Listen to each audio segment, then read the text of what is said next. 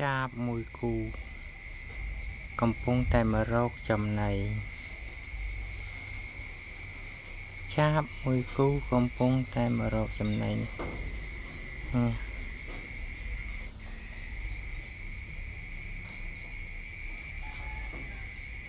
សត្វចាបមួយគូញីឈ្មោល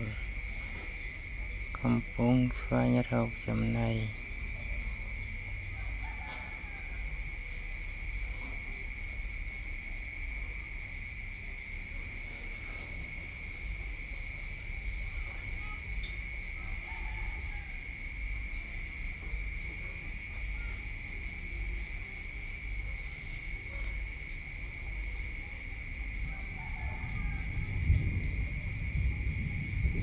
សំឡេងផ្គររងំរណ្ដំ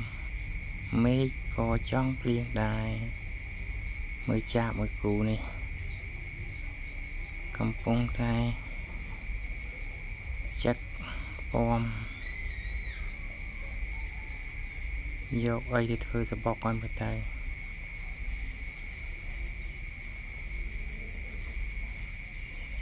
ចាបមួយគូកំពុងតែពំស្មៅចាក់ស្មៅឆៃ